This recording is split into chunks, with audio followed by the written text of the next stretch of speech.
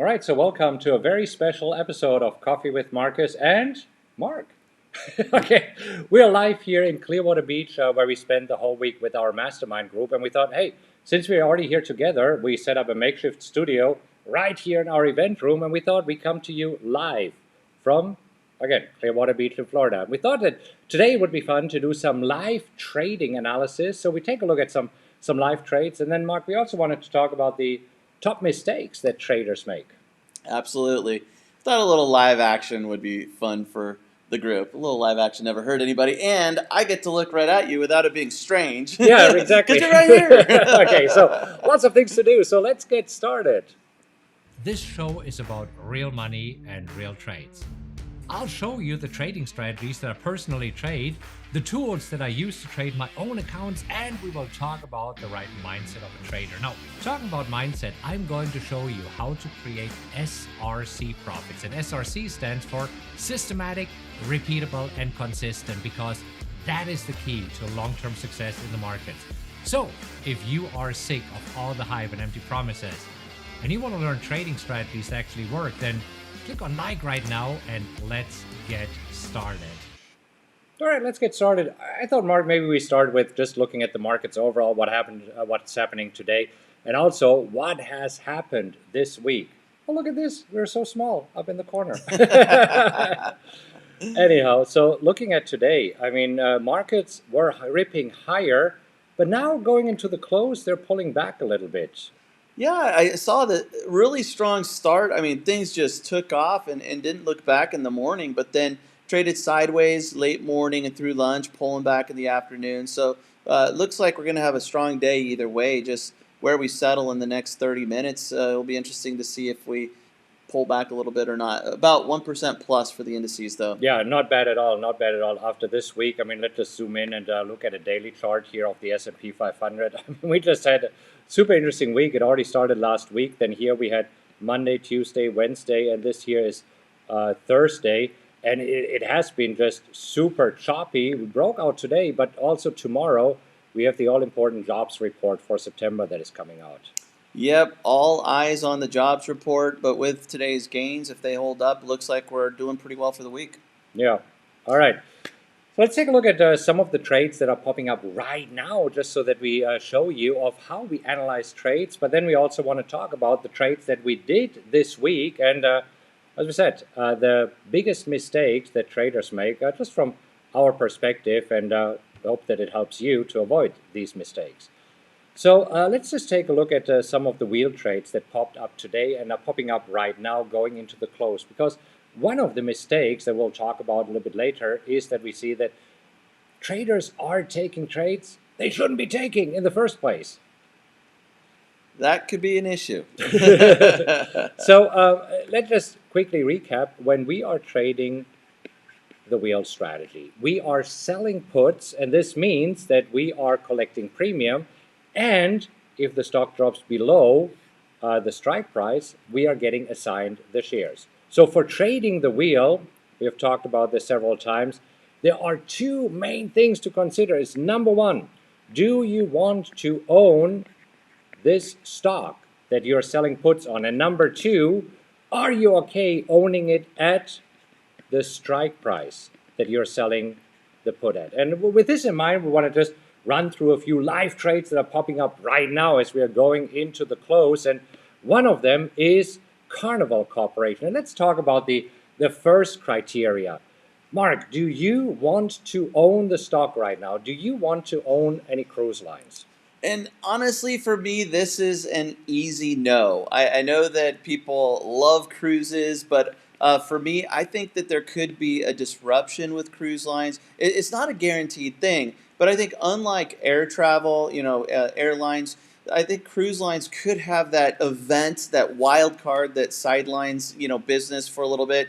And I just don't want to be sitting on shares waiting for that to finish up. And so for me, I'm not interested in owning cruise lines in general right now. Right. And I mean, it was Norwegian Cruise Lines, NCLH, that made the announcement yesterday that they are planning to sail with 75% of their fleet by the end of the year, and then next year by April they say that all 28 ships or vessels, we shouldn't call them ships, we should call them vessels, right? That all 28 vessels will be fully utilized. But the question is, will people go on cruises? I mean, how do you feel right now about a cruise?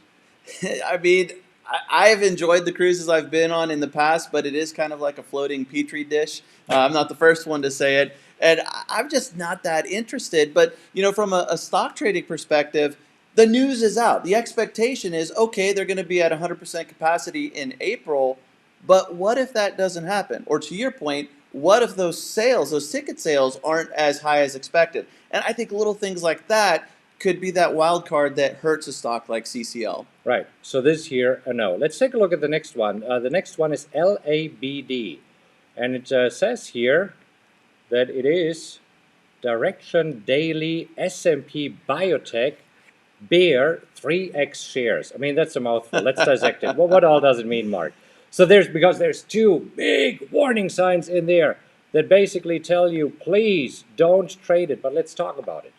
Yeah, so there's the biotech part. Biotech usually is just a wild stock, and you have all these biotech companies in clinical trials, and sure, if they do well, they could jump significantly, but if they get hurt, they could fall 50% plus.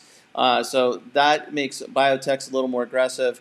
The 3x here, that means that it's triple leverage. So it's moving 3 times as much as the underlying, whatever the ETF is tracking. And so that means that profits or losses can be magnified. This means higher premiums, but if we get stuck in that trade, it could fall 3 times as fast too. Right. Now, the other important thing is with ETFs like this, they can be adjusted to the downside. So they can have the reverse splits. If you look at it, at some point, it has been trading at around $600, and right now it is trading at $22. So whenever you think a stock cannot go below zero, well, especially with these ETFs, that is not the case, because right now if you think that it can only go down $22, no. They do a so-called reverse split, and after doing a reverse split, you're basically starting fresh. So they can easily do a reverse split of 5-to-1, raise the price again to 110, and with that said, yeah, you start all over. Essentially go below zero. Yeah, exactly. So definitely stay away from this. For me, actually, this is a never stock. I will never trade this ETF just because it is way too dangerous. Let's talk about, we have Mara and Riot on here, both of them. I actually want to start with Riot, and then we go back to Mara, because we talked about it this morning in the mastermind group. You see, Riot, so it is a blockchain company, right? So somehow they should be tied to the cryptocurrencies. And as you see, when Bitcoin was flying high, so were they, going from what, $2 to $80. And this was just late last year and earlier this year. And ever since they have pulled back, because as you know, Bitcoin also pulled back, or all cryptocurrencies. But here is what baffles me, and this is why I'm staying away from this one. Bitcoin right now is somewhere trading around here. We can actually switch over to TradingView and go to Bitcoin. Take a look here, zoom a little bit out so that you see what Bitcoin has been doing. So as you can see, very similar here in the beginning of the year, went all the way up from what, 10,000 to 65,000, then came crashing down and bounced back. And you see right now it is trading probably at 60% in between here. But if you look at Riot, this is not the case at all. So Riot here is actually behaving as if Bitcoin would still be at around 30,000, and it's right now at 50,000. So this is where, I mean, we talked about it this morning. I said, this story here for me does not make sense. I mean, either it is mirroring Bitcoin prices or it is not. And right now it is not. So why is this down when Bitcoin is up? Well, this is where I'm not personally a Mara or Riot expert, but I do understand that what they're doing is they're basically mining, right? So you have the profits and stock increase because of Bitcoin, but then you also have these operating expenses. And I'm sure there are a few people who are watching that are experts and know a lot about these stocks. And feel free to post comments on why you think these are falling. But from what I know, there's the Bitcoin influence, but there's also the growth or the cost of a growth stock type influence. And so tech stocks are down because of yields being higher, right? So you kind of have two things working against or for a stock like this, and I think that's what's holding it back. Yeah, so this is a no for me. Now, let's talk about Mara, because Mara is very similar here. So Mara Digital Holdings, they're also mining, but they also hold Bitcoin, right? And this is where we see here that they are reflecting the cryptocurrency prices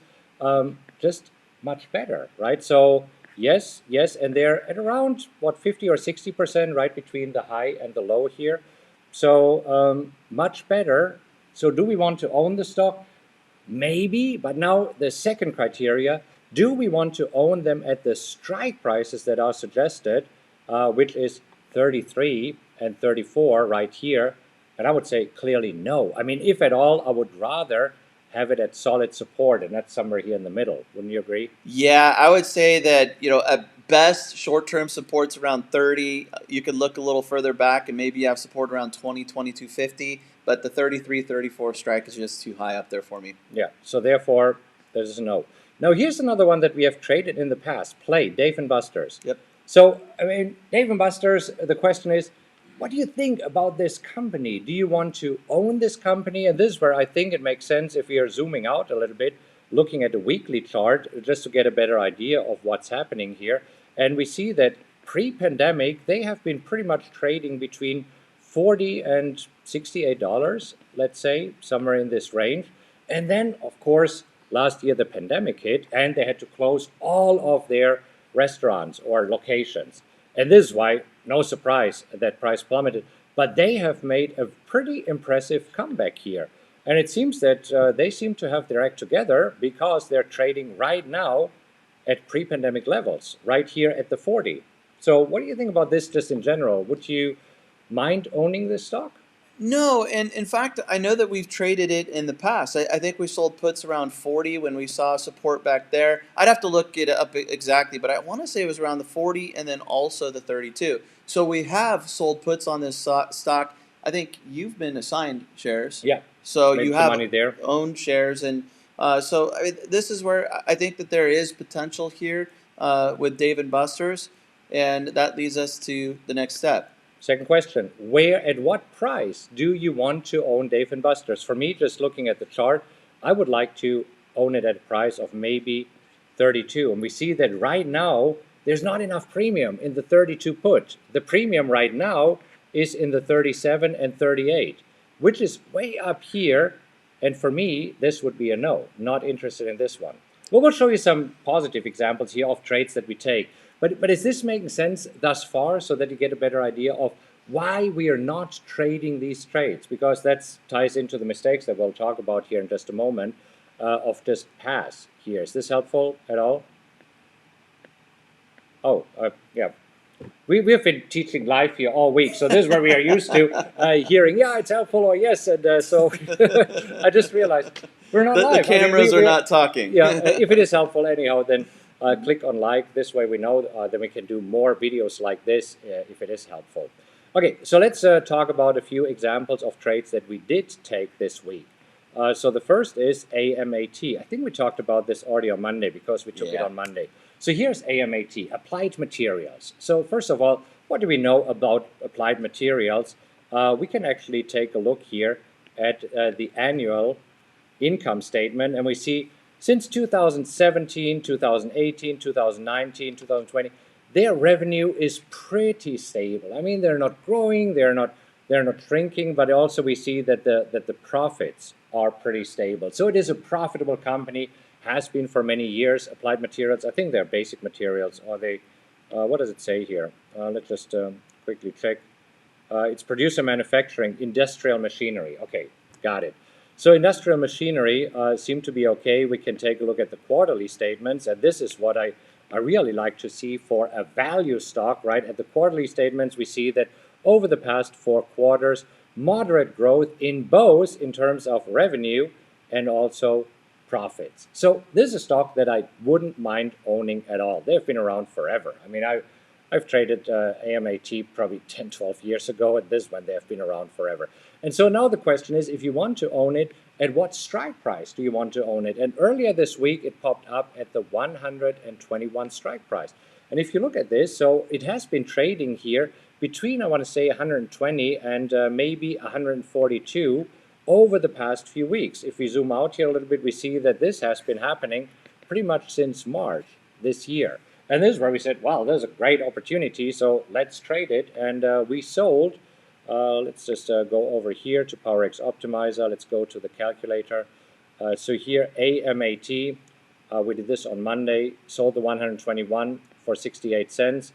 And this is working out great because ever since, AMAT has been pulling up. Yeah, not a bad trade. I actually sold the 120, but with the way that it continued to trade, the 121 was a little better. You got some more premium. Yeah. All right. So another one is ARKK. We've traded last week already, right? ARKK, Kathy Wood's Innovation Fund here, the ARK Innovation ETF. Also earlier this week dropped down, and let's just take a look at this. So overall, this is an ETF. It's a hedge fund. Do you want to own ARKK? And I mean, you might have a different view, and you might say, you know what? I think that Kathy Wood here is too aggressive investing in emerging, not really emerging technologies, but I mean, she's definitely investing more aggressively in Tesla electric vehicles, DraftKings. I mean, these are names that you typically don't see hedge fund managers picking up. So, but we liked it. I mean, I think it's a good one. And so, again, step number one, do you like this stock or ETF? Do you want to own it? And for us, it was, yeah.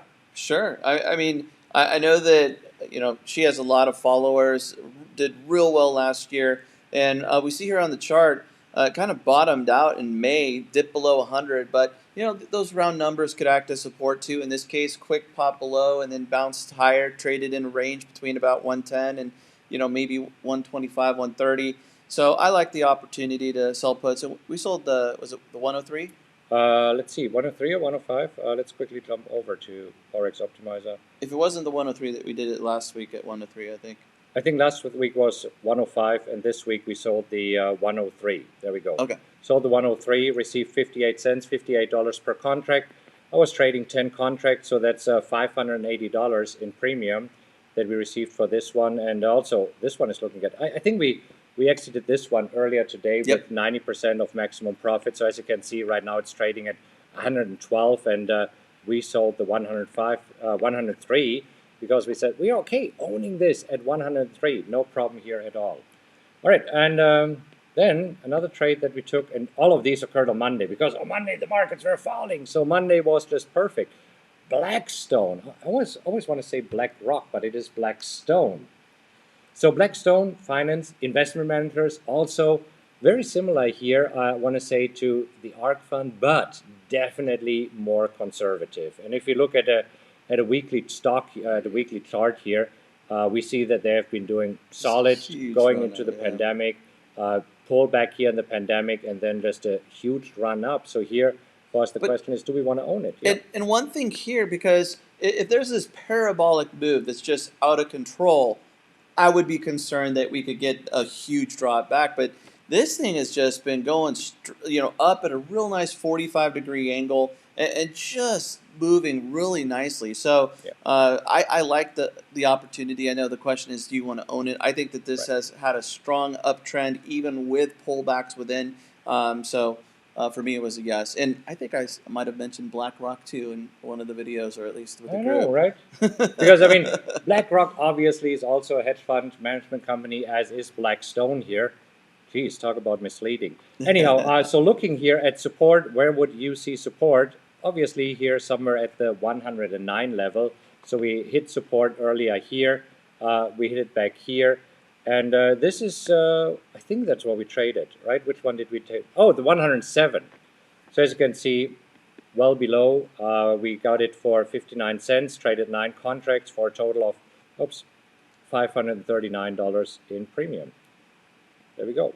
So 531 here, 544 in AMAT, another 580 in ARKK. And then we also placed another put on LVS as another part of the rescue mission here, and we can quickly zoom in there. So that gave us another $580. So this was a little bit over $2,200, maybe $2,300, and all of this happened on Monday. And after this, it was just kind of leaning back and watching it all unfold. Yeah. And it unfolded pretty nicely. Only other trade that I did, so I didn't do Blackstone because Right. I was full, but I traded a GDXJ. I was Okay. assigned GDXJ, you got assigned last 39 week? 2 weeks ago. 2 weeks ago? So Okay. I sold the 39 call last week. It expired worthless. Collected real nice premium on that one. And this week I decided to go with the most premium possible. Sold the 39 call again. And today I closed the covered call at 90% max profit. So There you go. So pretty easy week. So one of the reasons usually, let me just come back to you here, full screen. Usually, especially if we are so far away from our strike prices, we would just let these puts expire and also the call. However, this week is a special week. Tomorrow is the jobs report. And jobs report right now is super important. Here's why. Everybody is worried about inflation and interest rates. So these are two big topics right now. It will shift probably next week or the week after to earnings. But right now, the major focus is on the yield, which is interest rates. And the yield is influenced by inflation and employment slash unemployment, because these are the two main goals of the Fed. They want to keep inflation low and employment high, or unemployment low, however you want to see it. And this week we had a bunch of jobs report that have already been released. So as you know, Monday was just a crazy day. What caused it on Monday again? I can't remember. gosh, the week just blew right by. Right? The markets were dropping on Monday. Why were they dropping on Monday? Oh, because of the yield. Oh yeah, that was the story. Sure. Yeah. Okay. Sure. Anyhow. So then we had yesterday the ADP non-farm employment change that came in better than expected. Oops, and I should probably share my handy dandy iPad there. There we go. And then we had today unemployment claims, and they already came in better than expected. So tomorrow, the all-important jobs report, where we will hear how we did in September. And here is why this has significance. As you know, the Fed will keep a very close eye on this, and then basically decide how quick they want to start with their tapering. And once they start tapering their bond asset purchase program, this means that interest rates will rise. So tomorrow, the market can go either way. And here is why we decided to close our position at 90% today, because if the markets go up tomorrow, okay, then we left a few dollars on the table. However, if the markets are going down tomorrow, we have another shopping day. This is when we can sell more puts, collect more premium, and therefore we wanted to make sure that we realize profits and have buying power available in our portfolio to do this, that we free up some of the slots here. Yeah, and that's the thing. We started today's video by running through opportunities on the scanner to go through the process to look at some trades to consider, and there weren't any that we would want to trade. The markets are also up 1%, right? So that's not the best time to be selling puts. In fact, in one of the other videos that we did, someone asked that question. Ideally, we're looking to sell puts on down days and sell calls if we own shares on up days. And so it doesn't surprise me that going into the close where the market's up 1%, that there isn't a whole lot to trade. But going into tomorrow, who knows? Exactly. So anyhow, this is what we have been doing this week. Tomorrow, again, if the markets are up, I probably won't do much tomorrow. Maybe there's an opportunity to sell some calls against our existing position. So right now we own shares. I own shares of JWN, Nordstrom, and I own shares of LVS, Las Vegas Sands. So maybe if the markets jump up tomorrow, there might be an opportunity to sell calls. And otherwise, it's a great day to take a day off. I mean, the way how we trade. So all we need to do is early in the morning, see if the markets are up or down, and then based on this, we make our decision. Yep. All right. Now, we do want to answer your questions here in just a moment, but we also promised you to talk quickly about some major mistakes that traders make. And this is what ties into what we have just shown you. So, Mark, what is one of the big mistakes that traders make that you see as a coach? So one of these major mistakes is trading when you're not ready. And this is where practice truly does make perfect. And so, with the mastermind group that we were with today and this week, it's nice to get the group together because we've been working together for a while. There were some newer people, but some people who had also been trading for a while, seeing success and being profitable. And one of the first things that I experienced I'm working with someone and we hop on the phone, is that they're eager to dive in, but they don't have the mechanics down yet, right? So it's important to practice, start small before you start trading big size. Right. And there's two things. I mean, really, use a simulator. And I know nobody wants to use a simulator because it is boring, it is not real money, but a simulator serves two main purposes. First of all, you get used to the strategy and you can already make mistakes on the simulator so that you can learn from them and avoid to make them in real time.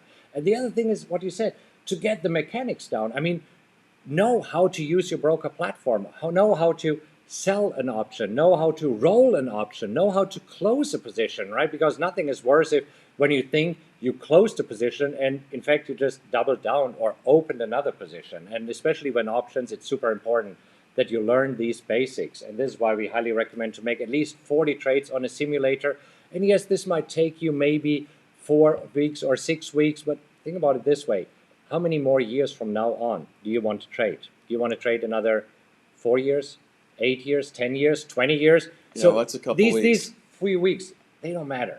And it's not that right now we're in so unique market conditions that if you don't take the trades right now, you miss the once in a century lifetime opportunity. No, not at all. I mean, we're actually in pretty choppy market conditions going into October. Volatility is rather high. I mean, we are coming back from September, first losing month in 7 months. So, I mean, if you practice October, which is rather choppy, that is pretty good. It's almost like learning how to drive in rain, snow, and ice. I mean, because then you're prepared for when you're alone on the road. You get the idea. Yeah, if you're new, you haven't really traded, you don't have a whole lot of experience, or maybe you've traded but the strategy's new, it could be that you're doing opposite of what you're used to, right? So you might miss out on a couple of winning trades, but I guarantee you'll miss out on stupid losses, and that's important. Yeah. All right, another mistake.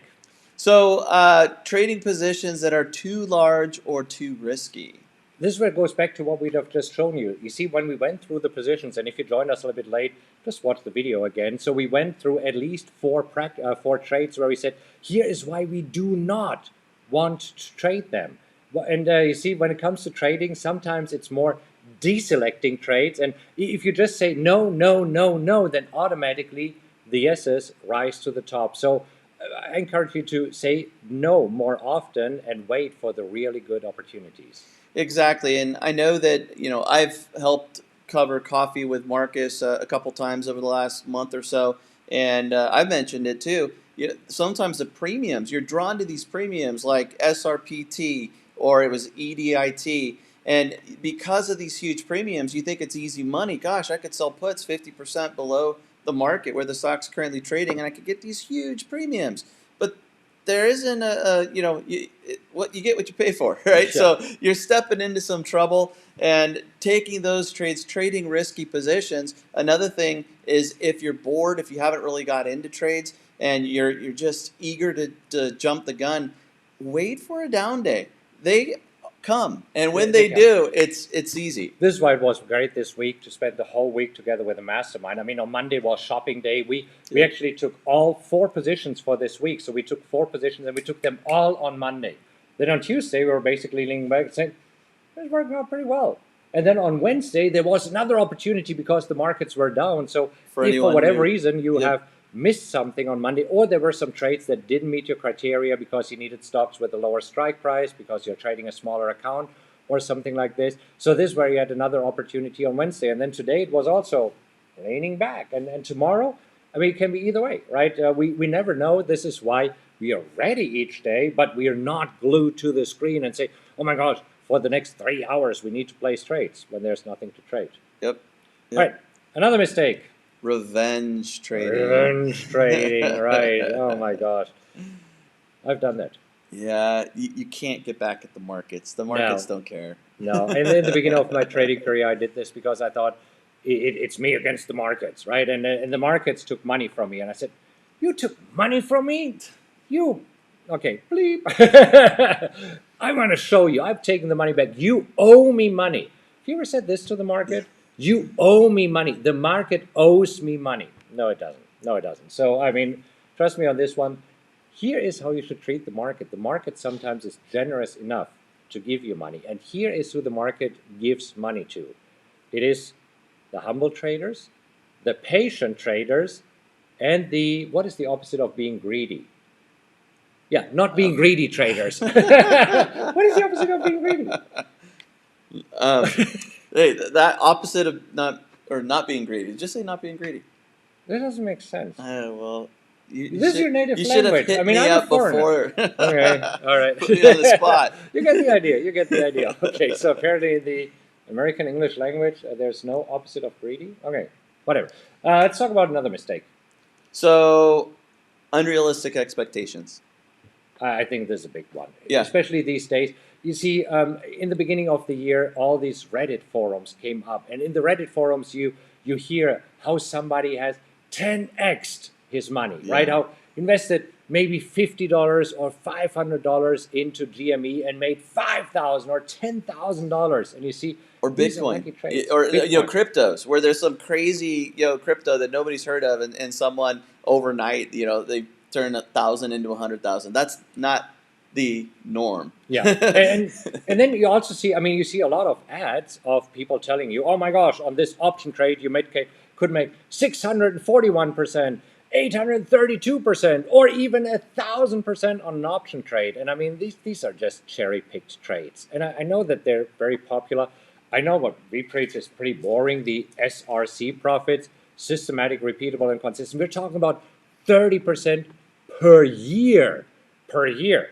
I mean, compared to what everybody else is saying, that's super boring. But you know what? This is what we have experienced over the years, how the markets work. Yeah, and even the wheel, it has a very, very high winning percentage. But once I saw there was it was an options service where they give signals, and it claimed 100% winning percentage.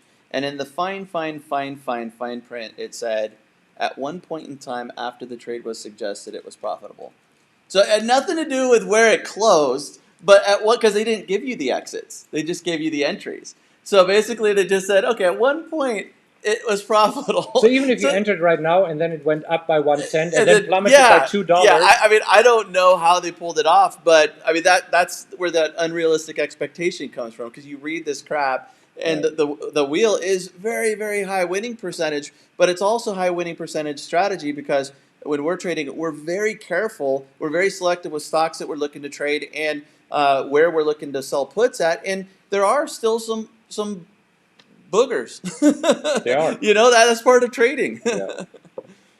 All right, let's see. We do have some more time, so we can take a look at the questions. And I appreciate all the comments. The opposite of greedy. I think we have Do you have a winner fearful, for it? frugal. Okay. Generous, content. Okay, so apparently, See, it wasn't just me. no, there's. It seems that there's no real opposite, but I mean, you get the idea of what we are looking for here. Okay, so good to see everybody here. So excited for us to do this live together.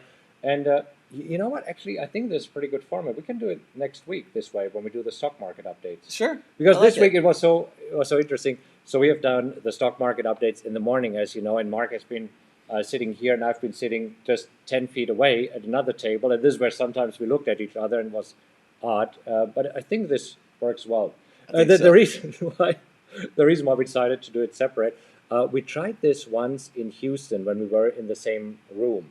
And somehow with the setup, we had to sit really, really, really close together. And it was a little bit, that's too close. I mean, we know each other for a long, long time, but it was very close somehow, right? This is why we decided. It just didn't feel right. Somehow didn't feel right. Yeah, but this is we'll think about it because we have the weekend to think about it. Anyhow, so good to see everybody. Oh, I see Fernando. Fernando, how are you feeling? I know that you were planning to be here and then you couldn't be here. Hey, we missed you tremendously. Hope that you're feeling much better here. Okay, good. There's Torsten from Germany. So good to see you. And Don says, please tell me how bad of an idea it would be to even be thinking about the 450 put for ride next week. I think it's a horrible, horrible idea. I mean, there's just so much uncertainty around this one. Yeah.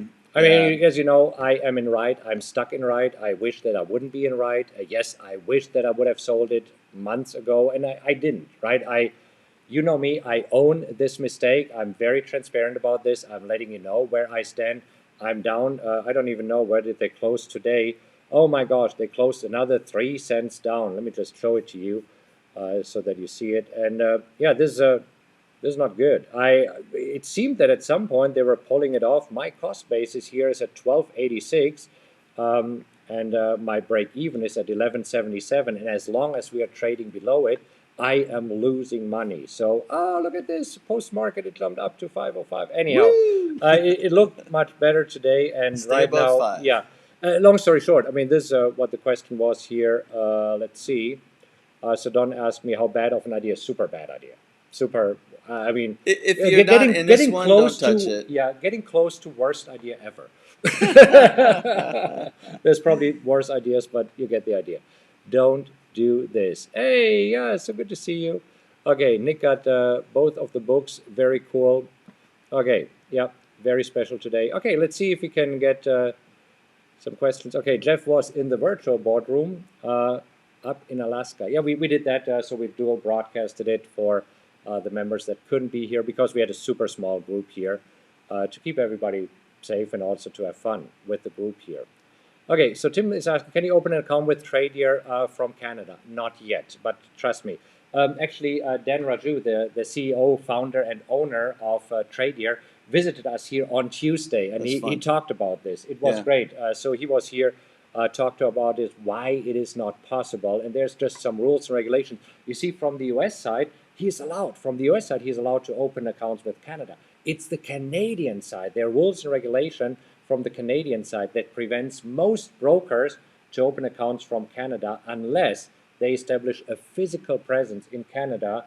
And for some brokers, that makes sense. I mean, I think TD Ameritrade has done it. Interactive Brokers has done it, right? Yeah, and I think it also involves a certain number of employees for accounts. And so this is where it gets awkward because you have this, they have physical locations, but they're like a digital business or, internet business. So it doesn't make sense to have these huge offices there when they could do everything in the U.S. So Yeah. they're working on it. OG1 Kenobi says, hey guys, Tom Sosnoff of Tasty Trade seems to dismiss the reality of support and resistance as a true indicator of direction. What are you guys' thoughts on this? So here's the deal. My main criteria to judge another trader is he making money or not? Because if he's making money, he's using something that works for him. And as you know, for me, for example, I'm not using candlesticks. Does it mean that candlesticks don't work? No, not at all. I think that candlesticks are fantastic, and they just don't work for me. I don't see the candlestick formation. Indicators working great for me. Support resistant works great for me.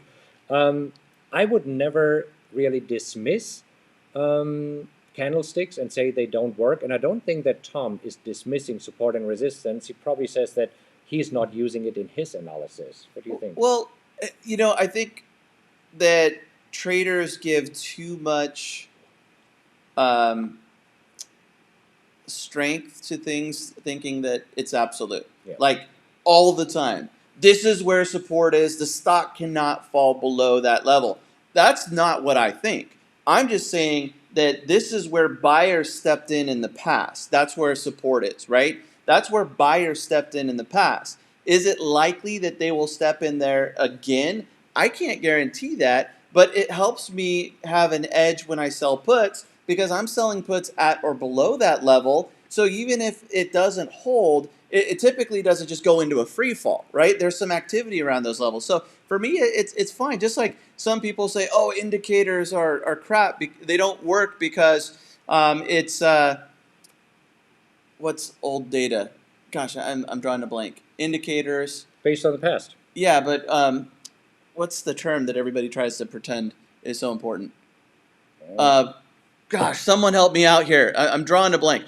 But it's like if you're paying attention to football standings and there's a team that's 1-12 and there's a team that's 12-1, don't you think the odds of the team that's 12-1 winning is actually like higher? Yes, that's the truth. It doesn't mean that team's going to win, just like an indicator isn't going to work all of the time, but it helps you get a feel for what's going on. It's a crutch. It's a visual representation of what happened in the past, but of course anything could happen in the future. Yeah. All right, Frank is asking, what happened to the German translation of your books? Shouldn't be translated during the summer? They have been. And here's the deal. So one of the challenges with books is you have the translation, and now you need to set the books, and we had to translate all the images in there. And so after we're setting the books and, what is it, offsetting, typesetting, whatever it is, Then we get a sample from the printer, and I got the sample back, and I said, oh, this looks horrible, and I made some corrections.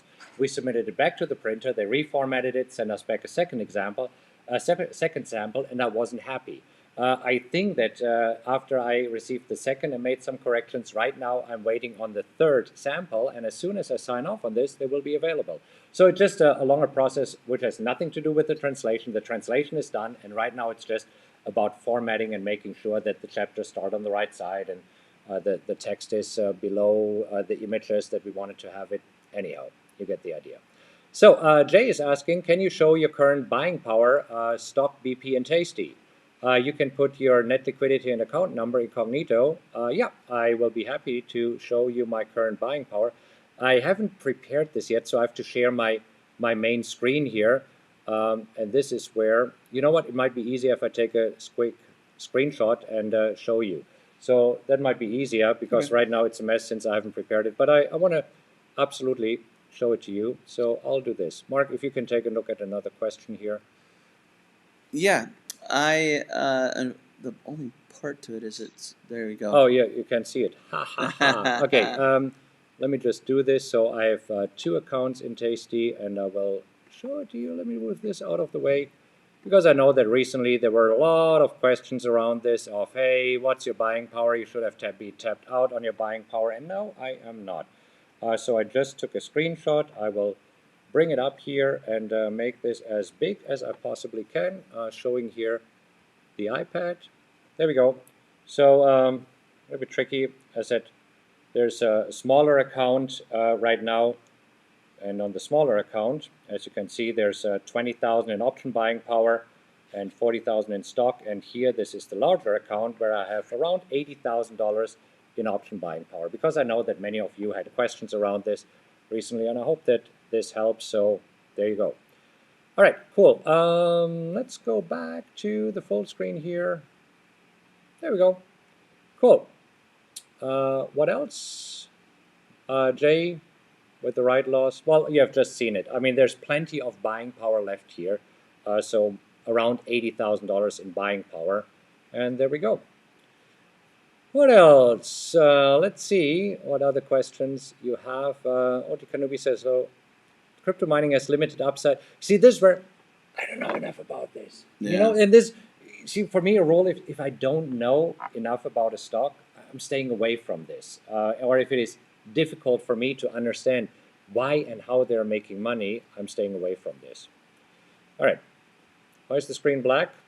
Because I'm using a dark theme. Okay, so Junior says, right file the secondary offering. Could be. Could be. All right. And Keith said, good old AMAT, right? I mean, this is where you almost think like Warren Buffett. I mean, Warren Buffett, big fan of value stocks, kind of hates growth stocks, right? And this is where you really want to think like this guy. I think in some of his views, he's a little bit too conservative. He still likes these See's candies, right? I think he is still a huge position in See's candies. Anyhow. I think I read he just got out a Nintendo. Yeah. All right. Cool. Let's see. What else? Obi-Wan Kenobi says, what do you guys think about Dr. Burry short and ARKK? It's so interesting. I mean, Michael Burry, the big short. I mean, he's famous from the movie. And yes, he was absolutely right about the housing crisis. And ever since, he seems to be the oracle for shorting. I think his track record for shorting is not that great. I think he shorted Tesla. Well, yeah, that's what I was just looking at. Tesla was falling when he said that he had this big short position, and it was easy then to say, "Oh, look at my short position." And yeah, let's see. I think that he established a short position in Tesla, probably somewhere around here, maybe around there. And as you can see, ever since, Tesla has gone up. So I mean, Michael Burry, he's not the oracle from I don't know where. Yeah, I mean, he does some fundamental research. Based on his research, he has a certain position with ARKK. I mean, you could say he's right, he's wrong. I don't know. Time will tell. I think he just established a short position, very similar to Tesla, where he did it earlier in the year. Not quite sure. So does this influence our decision to trade it? Not really. Yeah, not really. Because there's two parts. it's really just a story, right? At this point, it's just a story. But he could be right, and we could be right, right? I don't think he's taken a short position just for 2 days, Yeah. and he's probably looking at what's going to happen in 6 months. And for us, really, next couple of weeks is all we need to worry about. Roland says, "What's your master plan for ride?" We talked about it in the mastermind. Was it yesterday? So right now we're a little bit out of time because I want to take my time. So I'll do it definitely in one of the upcoming coffees with Markus. I already promised you in the last one. It's going to happen. It's going to happen. Okay. So as you speak, the markets are selling off, preparing for tomorrow. Maybe they do, maybe they don't. I don't even know where they're in aftermarket trading right now. Seems that they're slightly up. Well, we'll see. We'll see what happens here tomorrow. Oh my gosh, Mark, I mean, time is flying when you're having fun. It seems that we are already at the end of 45 minutes. This was fun. This Yeah. was so fun. Did you guys have fun? If you did have fun and you enjoyed this, do us a favor and click on like, because next week we are together. We have another group of our mastermind members coming right here in Clearwater Beach, Florida. We'll be together. If you enjoy these joint Coffee with Markus and Mark, by the way, before we do this, yeah, click on like. Show your coffee. Show this disgusting Oh, thing here. gosh. Selling me out. Today's episode has been sponsored by Coca-Cola Coffee. Not true. Not true. Nobody's sponsoring today's episode. Nobody has been sponsoring any episodes ever. But anyhow. In fact, he got rid of videos or ads. Sorry. Yeah, we're no longer showing ads on this channel, as you might have noticed. So all of the videos that you see on this channel are ad-free. So please share this channel, subscribe, hit like so that more people see these videos. If you're enjoying this, others might enjoy it as well. Anyhow, have a great rest of your week, and let's see what happens tomorrow. We'll keep you posted and see you on Monday. Take care, everybody. Yeah, I think we finish here. It's a good wrap.